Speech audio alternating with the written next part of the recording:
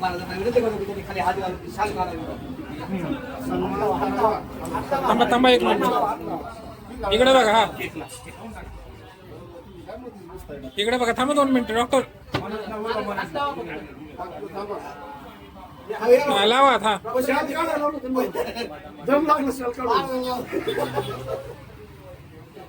Okay.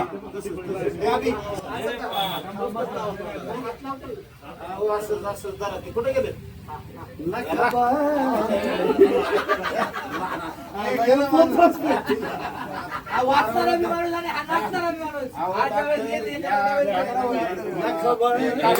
इकडे बघा. माणसाने हसत खेळत कसं जागा हसत नका. ओके. एवढा वेळ लागतो फक्त ना. त्यांनी एक सांगितलं त्या दिवशी. हो एक दिवस नाचायचं का व्हायना पण इकडे बघा. नाचायला शिका, नाचायला पण शिका, काही हरकत नाही. त्यातलं तुम्ही सगळे शिका. Happy birthday to you.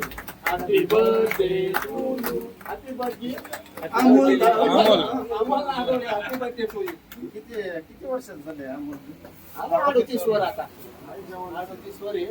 आणि आज कलेचा वारसा जपणारे डॉक्टर पशुसंवर्धन विभागाचे अमोल पाटील नागवडे यांचा आज 38वा वाढदिवस आपण साजरा करतो.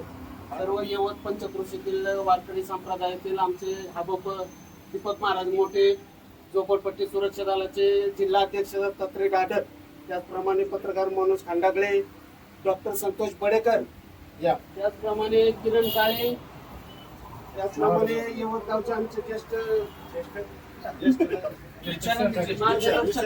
मार्गदर्शक सूरज चोरगे या सगळ्यांच्या उपस्थितीमध्ये नागवडे पाटील यांचा आज आपण बर्थडे साजरा केलेला आहे.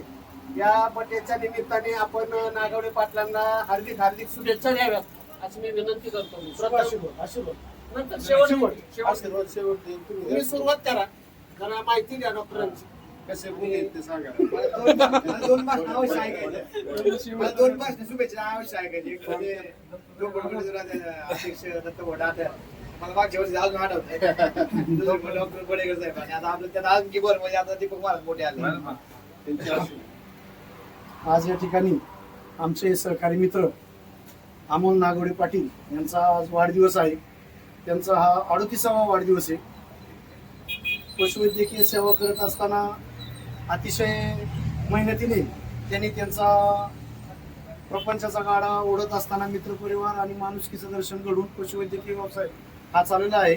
आणि त्यांच्या पुढील कारकिर्दीस आपल्या सर्वांच्या वतीने मी शुभेच्छा देतो आणि थांबतो.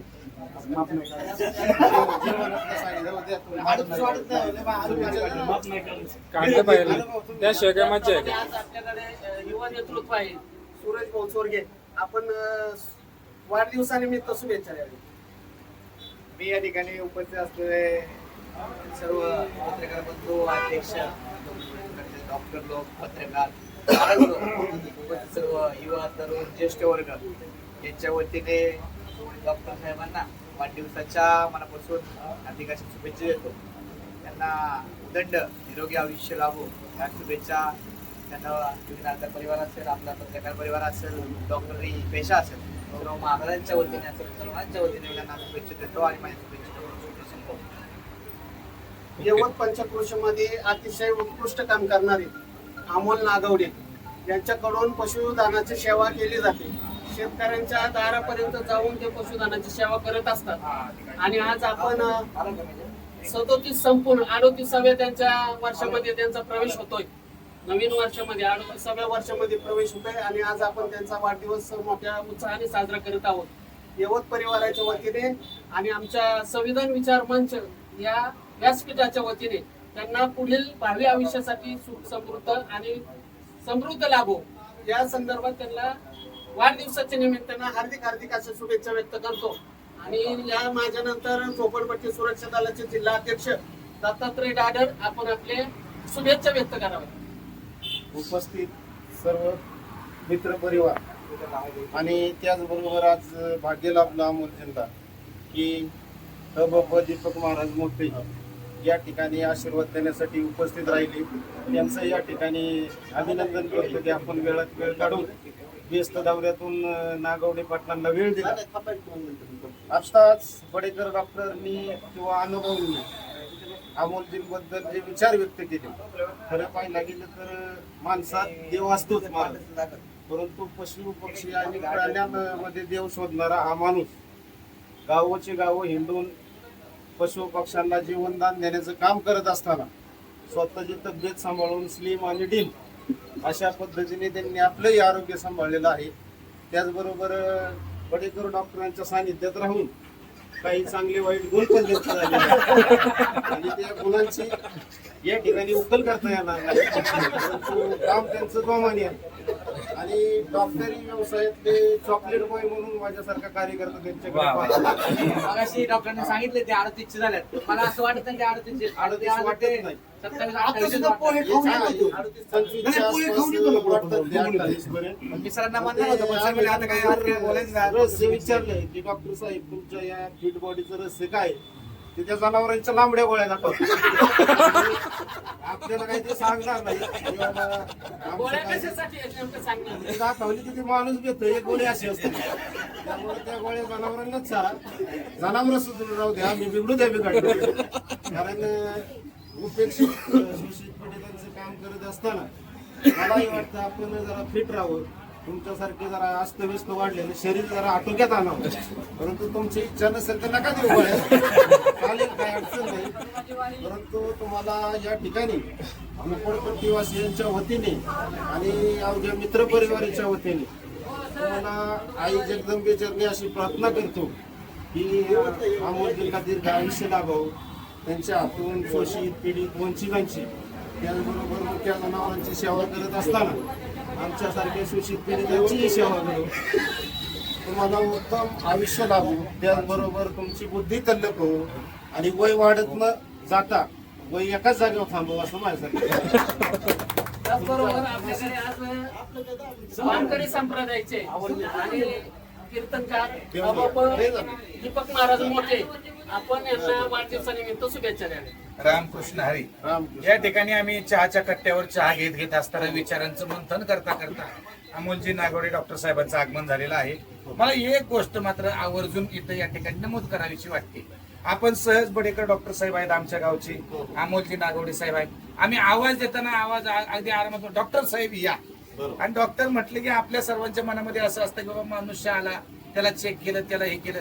मी तुम्हाला सांगतो डॉक्टर साहेब, माणसाला घेतलं, बोलवलं, छातीला स्टेथोस्कोप लावला, काय होतंय, कसं होतंय, कुठं दुखतंय, काय दुखतंय, त्याच्यानंतर विचारतात हा मग काय होतंय तुम्हाला, मग एवढं कशासाठी तपासलं हा प्रश्न आम्हाला पडतो. बघा, सांगणाऱ्या पेशंटच्या संबंधी जर एवढे प्रश्न डॉक्टर किंवा वैद्यकीय अधिकाऱ्यांकडून निर्माण होत असतील, त्यांना एवढ्या अडचणी येत असतील की इतक्या तपासण्या करून सुद्धा त्याचं निदान होत नाही, तर मला कौतुक करावं असं वाटतं की पशुवैद्यकीय अधिकारी जेवढे आहेत, जेवढे डॉक्टर पशूंची सेवा करतात, मुक्या जनावरांचा आजार ओळखून करणं अवघड आहे. आणि अकल्प आयुष्य व्हावे ते आकुळा, माझी या सकळा हरीच्या दासा. एक दृष्टांत 2 मिनिटाचा सांगतो. या ठिकाणी नाथ महाराज या ठिकाणी काशीवरून पाण्याची कावड घेऊन रामेश्वराला प्रवासाला निघाले, आणि नाथ महाराजांना वाटेमध्ये रस्त्याच्या कडेला खरवंडी नावाचं गाव या नगर जिल्ह्यामध्ये आहे. प्रवासामध्ये त्या गावामध्ये त्यावेळेस गावाचं नाव खरवंडी असं नव्हतं. त्यावेळेस एक गाढव रस्त्याच्या कडेला मरणासन्न अवस्थेमध्ये दिसतो. त्या गाढवाला पाण्याची फार गरज आहे, इथं उपस्थित असणाऱ्या प्रत्येकाला जाणवत होतं. परंतु त्या ठिकाणी कावड घेऊन आपण रामेश्वराला निघालोय, या ठिकाणी गाढवाला पाणी कसं पाजावं या वृत्तीला, या विचारांना छेद देत नाथ महाराजांनी त्या ठिकाणी वाक्य वापरलं, माझ्यासाठी रामेश्वर म्हणजे हा तहानीला गाढव आहे, मला याच्यामध्ये देव दिसतो. ज्या ठिकाणी जर भगवंत म्हणत असतील मी प्रत्येक जीवामध्ये वावरतो, प्रत्येक जीव हा स्वतः देव आहे, मग हा गाढव सुद्धा देव स्वरूप आहे, मला याला पाणी पाजणं गरजेचं आहे. आणि त्या ठिकाणी त्यांनी त्याला पाणी पाजलं. म्हणजे संतांना जनावरांमध्ये सुद्धा देव दिसला.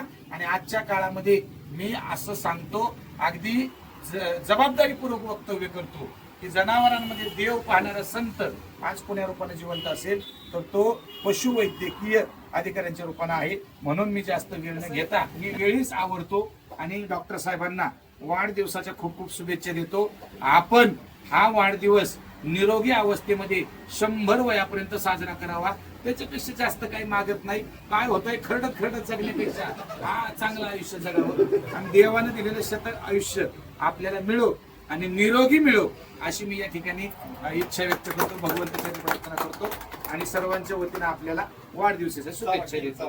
तसेच आमचे दुसरे मित्र मनोजी पत्रकार साहेब मनोजी कांबळे चित्रकूट तालुका पत्रकार संघाच्या अध्यक्षपदी निवड झाल्याबद्दल त्यांची उपस्थित सर्व मित्र परिवाराच्या वतीने, पत्रकार साहेबांच्या वतीने, विघ्न परिवाराच्या वतीने, युवकरांच्या वतीने त्यांना त्यांचं मनपूर्वक हार्दिक असं अभिनंदन करतो आणि त्यांना भावी वाटचालीस हार्दिक अशा शुभेच्छा देतो. त्यांचा आपल्या उपस्थित सर्व मित्र परिवाराच्या वतीने एक छोटासा सन्मान होतो, त्या सन्मानाचा स्वीकार त्यांनी करावा अशी मी त्यांना विनंती करतो.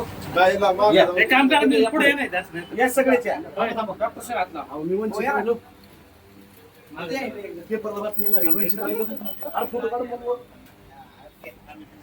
दिसतंय सगळं. दिसतंय का हो? एक जण हे होते पण असू कोण दे. जायचं? आता आले तुम्ही या दिसत ना. आता दिसतात सगळं. तुम्ही या की. येतंय का? नक्की आले फोटो ओके ओके आहे का? Okay okay okay. नक्की आले वंचित.